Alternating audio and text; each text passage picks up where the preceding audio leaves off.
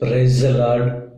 అతి శ్రేష్టమైన యేసుక్రీస్తు నామములో మీ అందరికీ ఉదయకాలపు శుభాలు తెలియజేయుచున్నాను. ఈరోజు దేవుడు మనకు అనుగ్రహిస్తున్న అతి శ్రేష్టమైన వాగ్దానము యోహాను సువార్త 16వ అధ్యాయము 20వ వచనాన్ని చదువుకుందాము. మీ దుఃఖము సంతోషమగునని మీతో నిశ్చయముగా చెప్పుచున్నాను. ఈరోజు దేవుడు మీ దుఃఖాన్ని సంతోషంగా మారుస్తానని చెప్పి వాగ్దానం చేస్తున్నారు. దేని విషయమైతే దుఃఖిస్తున్నారో ఆ విషయంలో దేవుడు మీకు గొప్ప కార్యం చేసి మీ దుఃఖాన్ని దేవుడు సంతోషంగా మారుస్తాడు. ఈ లోకంలో దుఃఖం అనేది కలుగుతుంది, కానీ ఆ లోకంలో ఉన్న మనసును తీసివేసుకొని దేవుని మీద ఎప్పుడైతే పెట్టుకుంటారో ఆ దుఃఖం సంతోషంగా మార్చబడుతుంది. లోకంలో అశాంతి అనేది ఉంది, శ్రమ అనేది ఉంది, కష్టం అనేది ఉంది, కానీ యేసుక్రీస్తులో సంతోషం అనేది ఉంది. దేవుని యొక్క వాక్యం బహు స్పష్టంగా తెలియజేస్తుంది. లోకంలో మీకు శ్రమ అనేది కలుగుతుంది.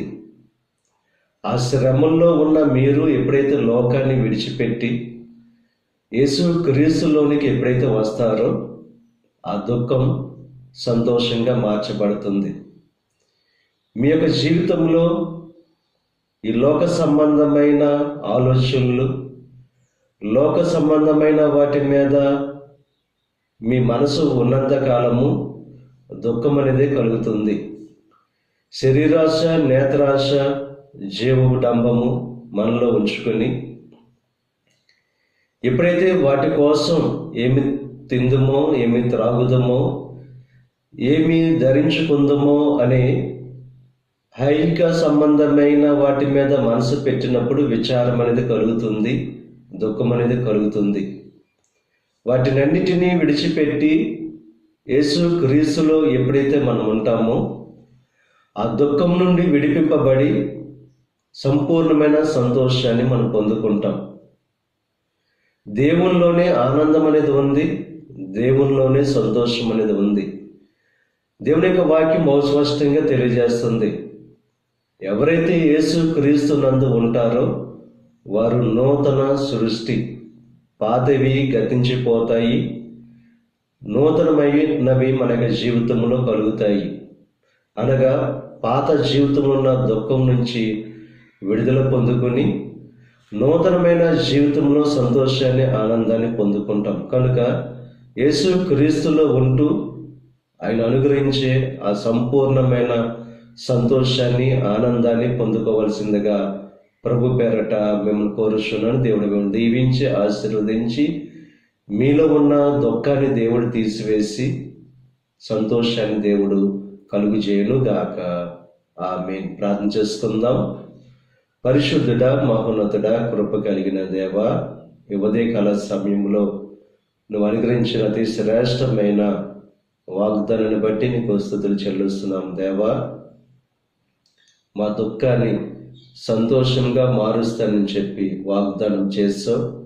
ఎవరైతే దుఃఖంలో ఉన్నారో, బాధలో ఉన్నారో, వేదనలో ఉన్నారో వాటి నుండి విడుదల కలుగు చేసే దేవా, వారి జీవితాల్లో ఆ దుఃఖాన్ని దేవా, ఆ దుఃఖ సంబంధమైన కారణాల నుండి విడుదల కలుగు చేసి వారి జీవితాల్లో సంతోషాన్ని కలుగు చేయండి.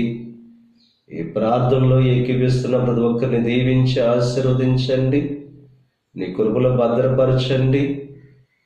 ఈరోజు తలపెట్టిన ప్రతి కార్యాన్ని సఫలం చేయండి. వారి రాకపోకల్లో నీకు సహాయం అనుగ్రహించండి. వ్యాపారాలు చేసుకున్న బిడ్డలను దీవించండి, చదువుకుంటున్న బిడ్డలను దీవించండి దేవా. ఉద్యోగ ప్రయత్నాలు చేస్తున్న వారికి ఉద్యోగాలు కల్పించండి. గృహాలు నిర్మించుకోవాలని చెప్పి ప్రయత్నం చేస్తున్న వారికి దేవా, గృహాలు దేవా నిర్మించుకునే ఆ ఆర్థిక వనరులన్నీ కలుగు చేయండి. ఆర్థిక ఇబ్బందులు ఉన్న వారి గురించి ప్రార్థన చేస్తున్నాం. వారి ఆర్థిక ఇబ్బందుల నుంచి విడుదల కలుగు చేయండి.